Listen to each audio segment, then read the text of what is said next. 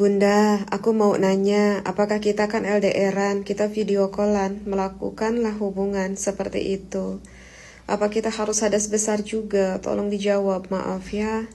Kita kan lagi LDRan, kata kakak Amira, terus melakukan hubungan seperti itu. Seperti itu tuh bagaimana, kakak Amira? Seperti itu bagaimana? Oke, teteh paham ya di sini. Mungkin suaminya melihat aurat kakak Amira, mungkin kakak Amira melihat suaminya yang teteh bayangkan biar semakin memuncak rasa syahwat birahinya. Apakah tidak salah bayangan teteh kemudian kita sebagai istrinya dan suaminya kemudian melakukan menggunakan tangannya sendiri atau menggunakan alat bantu sehingganya dua-duanya bisa sampai kepada puncak? Ya, mungkin yang dimaksudkan apakah aku harus melakukan mandi besar atau tidak? Mungkin begitu ya, kakak Amira ya. Aduh, Masya Allah. Sebentar, Kak Amira. Teteh paham sekali, kakak sebagai istri dan juga suaminya yang LDRan jauh rindu ya. Rindu sekali, ingin menyalurkan rasa syahwatnya itu. Dan teteh tuh paham sekali kakak Amira. Tapi memang itu konsekuensinya ya. Ketika jauh dari suami dan juga istrinya. Kalau untuk urusan melakukan mandi besarnya, kakak Amira, bahwa salah satu yang mewajibkan kita harus melakukan mandi besar itu bukan hanya saja ila judul hasyafati fil farji. Bukan hanya saja ketika masuk hasyafah ke dalam farji saja. Tetapi ada sebab yang kedua itu kakak Amira adalah wa khurujil mani. Ketika keluar air mani, ketika keluar air nutfah. Ketika sang suaminya menggunakan pakai tangannya sendiri atau pakai alat sehingga keluarlah air nutfahnya, air maninya, kakak Amira, sang suaminya wajib melakukan mandi besar. Ketika kita kakak Amira, setelah kita bermain-main, kakak Amira sendiri sehingga kakak Amira merasa puas, merasa orgasme, juga itu sama kakak Amira, mewajibkan untuk melakukan mandi besar. Tapi ya begitu ya kakak Amira, maaf ya teteh harus sampaikan bahwa kalau mazhab Imam Asy-Syafi'i itu hukumnya mengharamkan. Ya, jika kita memuaskan oleh tangan kita sendiri atau menggunakan alat bantu, Imam Syafi'i menghukuminya mengharamkan. Meskipun Imam Hambali mengatakan hukumnya diperbolehkan, itu pun jika sangat rentan, jika sangat khawatir sekali kita melakukan suatu perzinahan, tidak ada pilihan yang lain, ya kita melakukan dengan tangan kita sendiri atau menggunakan alat bantu. Tetapi ya bukan berarti itu tidak berdosa. Itulah konsekuensinya kakak Amira, kita jauh dengan pasangan. Jadi kalau bisa bagi kalian yang LDRan dengan keluarganya, mohon diperhitungkan dulu apa yang harus aku lakukan jika aku berjauhan. Bagaimana cara aku mensalurkan? Kalau begitu kakak Amira, saran dari teteh, teruslah berdoa bagaimana caranya agar kakak Amira dan sang suaminya lekas dapat bersatu. Ya. Ari darah istihadhah teh apa cenah teteh? Teteh, darah istihadhah itu adalah adamu al-khariju fi ghairi ayyamil haidi wan nifasi. Artinya adalah darah yang keluar dari sosok perempuan yang keluar dari batasan haid dan juga batasan nifas. Nah, wanita yang istihadhah ini teteh, ini hukumnya layak seperti wanita yang suci. Artinya tetap wajib sholat.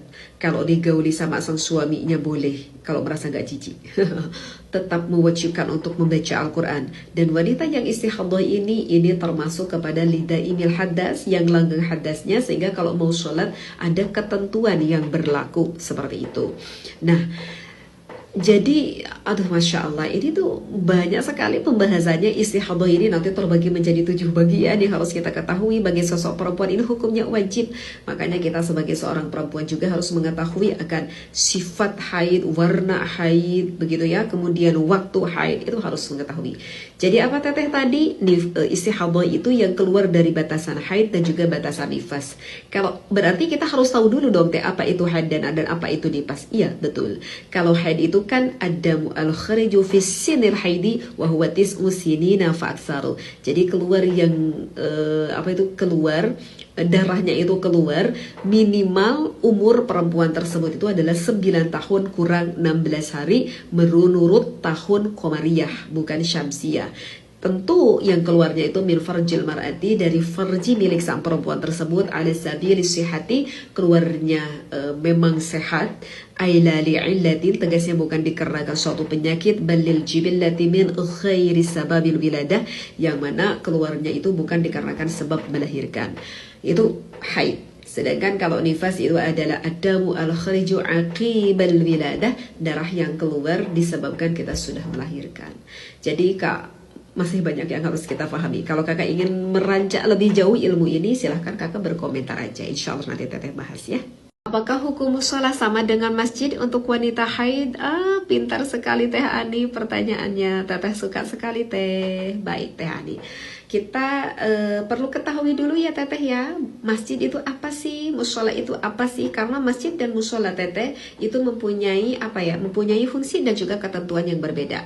Kalau kita berbicara masjid, kalau kita berbicara dari definitif, itu adalah bangunan yang diwakafkan untuk sholat. Sedangkan kalau musola itu sifatnya lebih umum, sifatnya lebih temporer.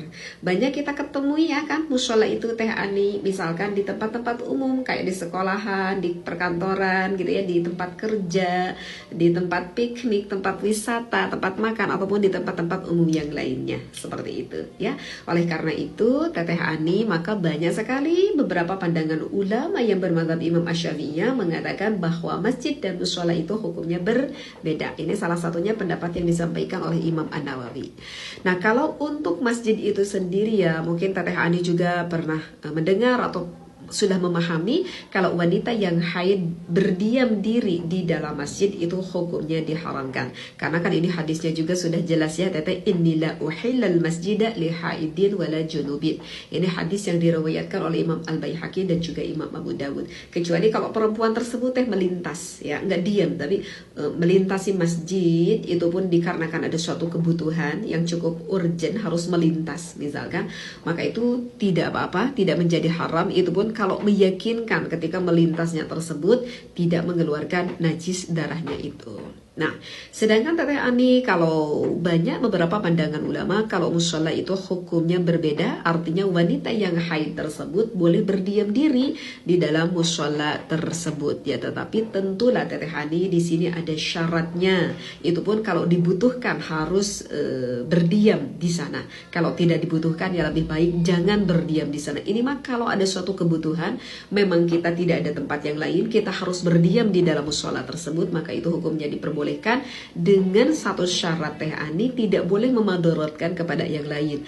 Artinya wanita yang haid itu membawa najis kemanapun darah tersebut, sehingga yakinkanlah Teh Ani ketika diam di dalam musola menggunakan pembalut yang meyakinkan tidak akan mengotori musola tersebut atau najis tersebut.